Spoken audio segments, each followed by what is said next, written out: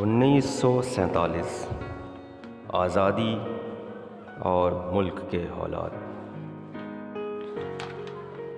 ہندوستان کے 73ویں یوم آزادی کے مبارک موقع پر دل میں یہ خیال آیا کہ آج ایک بار اس وقت کو بھی یاد کر لیا جائے جب انگریزوں کی غلامی کی لمبی کالی رات کے بعد بروز جمعہ 1947 کو غلام ہندوستان میں آزادی کا سورج طلوع ہوا تو آزادی کی خوشی کے بجائے آنے والے دنوں میں موت، غم، تفرقہ، قتل و غارت غری، اشتعال انگیزی اور فرقہ پرستی نے اس کا استقبال کیا۔ دلی میں فساد کا سلسلہ 4 ستمبر 1947 سے شروع ہوا اور 5 ستمبر 1947 کو فتح پوری مسجد میں بم پھینکا گیا جس سے حالت خراب ہو گئی۔ پہاڑ گنج، قرول باغ اور سبزی منڈی جیسے علاقے مسلمانوں سے خالی ہو گئے۔ بلی ماران، احاطہ کالے صاحب، پھاٹک پنجابیان جیسے گنجان علاقے بھی خالی ہونے لگے۔ گھروں کا سامان سڑکوں پر آ کر کوڑیوں کے بھاؤ فروخت ہونے لگا۔ اس وقت یہ عالم تھا کہ روز رات کو لوگ ریلوے اسٹیشن پر کسی نہ کسی عزیز کو پاکستان جانے کے لیے چھوڑنے جایا کرتے تھے۔ جامع مسجد کے اطراف میں سڑک پر گھروں کا سامان بکنے کے لیے رکھا رہتا تھا جن کی قیمت کوڑیوں کی ہو کر رہ گئی تھی اور اس پر بھی ان کا کوئی خریدار نہیں ملتا تھا۔ دہلی کے بعض علاقے جیسے سبزی منڈی، کرول باغ وغیرہ میں مسلمانوں کا جانا خطرے سے خالی نہیں سمجھا جاتا تھا، بلکہ یوں کہیے اس طرف جانا موت کو کھلی دعوت دینا جیسا ہوتا تھا۔ جن علاقوں میں مسلمانوں کی اچھی خاصی آبادی تھی ان میں بھی سورج غروب ہونے کے بعد آزادی سے پھرنے کی ہمت نہیں ہوا کرتی تھی۔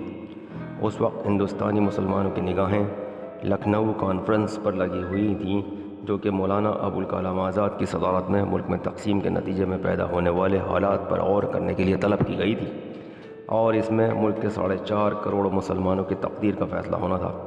لکھنؤ کانفرنس میں مولانا ابوالکلام آزاد نے جو خطبہ دیا اس کی روشنی میں مسلمانوں کو مسلم لیگ کو ختم کر کے کانگریس میں شامل ہونے کا مشورہ دیا اور اس بات پر زور دیا کہ مسلمانوں کو فرقہ وارانہ سیاست سے الگ رہنا چاہیے۔ لکھنؤ کانفرنس کا اچھا اثر پڑا لیکن بے چینی بدستور قائم تھی۔ پنڈت جواہر لال نہرو اور مولانا ابوالکلام آزاد جیسے لوگ حالات کو درست کرنے کی کوشش میں لگے تھے۔ انہی لوگوں کی کوششوں کا نتیجہ تھا کہ حکومت نے فیصلہ کیا کہ مسلمانوں کو پھر سے دلی میں بسانے اور انہیں سہولتیں فراہم کرنے کی کوششیں عمل میں لائی جائیں اور جو لوگ ہمایوں کے مقبرے میں پاکستان جانے کے لیے جمع ہیں انہیں واپس لایا جائے، مسلم علاقوں میں آباد کیا جائے اور کسٹوڈین ان کے لیے مکانات کا انتظام کرے۔ ایک طرف حکومت مسلمانوں کو دوبارہ بسانے کے لیے ضروری اقدامات کر رہی تھی اور دوسری طرف فرقہ پرست طاقتیں راستے میں رکاوٹ ڈال رہی تھیں اور مسلمانوں کے حوصلوں کو پست کرنے کے لیے مختلف قسم کی امن شکن حرکتیں کر رہی تھیں۔ اکیلے آتے جاتے لوگوں پر حملہ کرنا، زبردستی مکانوں میں داخل ہونا اور کبھی کبھی علاقوں میں بم چھوڑنا جیسے واقعات روزمرہ کے معمول بنے ہوئے تھے۔ 12 جنوری 1948 کو مہاتما گاندھی نے برلا ہاؤس میں اعلان کیا کہ میں ہندو مسلم اتحاد قائم کرنے کے لیے برت رکھوں گا، لیکن اس برت کے باوجود تشدد جاری رہا۔ ریلوے اسٹیشن پر بم پھٹا، نشانہ ٹھیک نہیں لگا اور وہ بچے اور عورتیں بال بال بچ گئے جو بمبئی جانے کے لیے رات کو ریلوے اسٹیشن پر جمع ہوئے تھے۔ پچھلی رات کو پہاڑ گنج کے قریب مسلمانوں کے ایک ٹرک کو لوٹ لیا گیا، اس میں 30 کے قریب مسلمان تھے اور جن میں بچے عورتیں بھی تھیں اور یہ لوگ باڑہ ہندوراؤ سے ہمایوں کے مقبرے میں جا رہے تھے۔ پہاڑ گنج کے قریب ایک ٹرک خراب ہو گیا اور تھوڑی ہی دیر میں بدماش فسادیوں نے جو ایک مستقل نظام کے تحت دہلی میں فساد مچا رہے تھے عورتوں اور بچوں پر حملہ کر دیا، انہیں زخمی کر کے کل سامان لوٹ کر لے گئے۔ بڑے افسوس کی بات تھی کہ دلی کے اخبارات فرقہ پرستی کی کمر توڑنے کے بجائے ان کی حمایت کر رہے تھے اور جو شخص ان کے جرم کا پردہ فاش کرتا اسے فرقہ پرست قرار دیتے۔ ان اخبارات کا فضا کو خراب کرنے اور ذہنوں کو بگاڑنے میں بہت بڑا رول تھا۔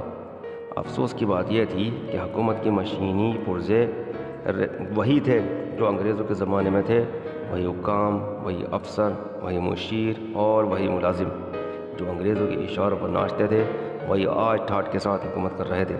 انہوں نے پہلے بھی فرقہ پرستی کے بیچ بو کر ہندوستان میں نفاق ڈالا تھا اور آج بھی مسلمانوں کی آڑ میں ملک میں فرقہ پرستی کا زہر پھیلا رہے تھے۔